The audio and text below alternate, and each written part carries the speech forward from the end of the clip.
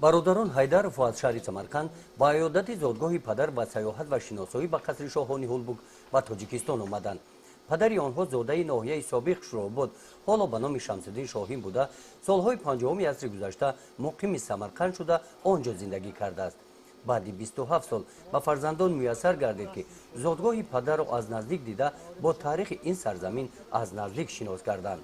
вақте ки ҳамин дарвоза кушода шуд, дарвозаи дӯстӣ кушода шуд байни Тоҷикистону Ӯзбекистон, манамо авлодои мо аз ҳамин ҷо ба Самарқанд рафтанд, бо хурсандиё авлодоро пешвоз гирифтанд.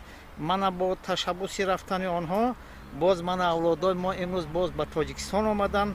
мана дуюм рӯз аст ки мо тӯи тамошо дорем, хурсандӣ дорем бо авлодо ва доим хоҳони он ҳастем ки ҳамин ду миллати бо ҳам дӯсту ҳамсоя ҳамин хеле дӯст бошем, рафтомад кунем, ҳамин хеле бародар бошем. роҳбалади мамнунгоҳи таърихии Ҳулбуг Абдулло Хоҷаев меҳмононро ҳамроҳӣ намуда аз таърихи ин шаҳри қадимаи тоҷикон нақл мекунад. Ҳулбуг мисли Самарқанд шаҳри номдор буд. дар аҳди давлатдории Сомониён ба мисли Самарқанд шаҳри пешрафтаи он давра ба ҳисоб мерафт. дар асри 11 аз ҷониби аҷнабиён сӯзонда шуд. баъди 1000 сол дар даврони соҳиби истиқлолии Тоҷикистон бо пешниҳод ва дастгирии ҳамаҷонибаи пешвои миллат президенти ҷумҳурии Тоҷикистон муҳтарам Эмомалӣ Раҳмон Ҳулбуг маротибаи чаҳорум барқарор карда шуд. ин шаҳри қадимаи тоҷикон имрӯз макони зиёратгоҳи сайёҳони дохилӣ ва берунӣ мебошад. меҳмонони самарқандӣ оҳиста қадам гузошта бо таваҷҷӯҳи баланд қалъаро тамошо карданд. ёдгориҳое ки дар Ҳулбуг бостоншиносон пайдо намуданд беназир аст. мислаш дар Осиёи миёна нест. ин манзараҳоро меҳмонон маротибаи аввал мебинанд. пойдевори қалъа асли девори қадима мебошад. сурохиҳое ки мебинед канализатсия мебошанд. якеро ҳамчун пардовгоҳи обҳои зиёдатии шаҳр ва дигаре ҳамчун партовгоҳ истифода карда мешуданд. Bizlar Samarqandda mehmon bo'lib kelganmiz.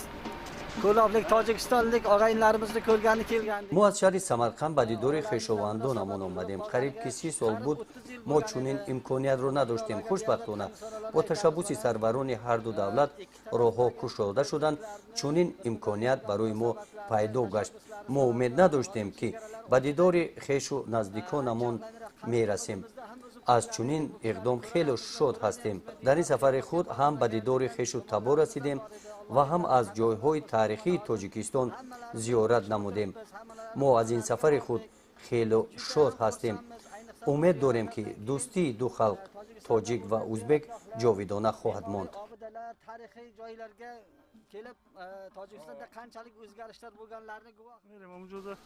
тавассути дарвоза дохили қалъа мегардем. дарвоза бо нақшу нигор кандакорӣ карда шудааст. бо ҳамин тарз аслаш дар осорхона нигоҳ дошта шудааст. роҳравҳо бо ин гуна хишҳо ана ҳамин тавр чида шуданд. ин сохтмонҳо аз ҳамон давра то имрӯз боқӣ монда нигоҳ дошта мешаванд. тарзи сохтмони роҳравҳо ва ҳуҷраҳои дохили қалъа сайёҳонро ба ҳайрат меорад. сайёҳони самарқандӣ қалъаи Ҳулбугро аз наздик дида бо таассуротҳои баланд ҷониби ноҳияи ба номи Шамсиддин Шоҳин ба зодгоҳи падарашон роҳ пеш гирифтанд. гузориши Хоҷа Назриф, Худойназар Зуҳуров аз ноҳияи Восеъ барои барномаи иттилоотии Навид.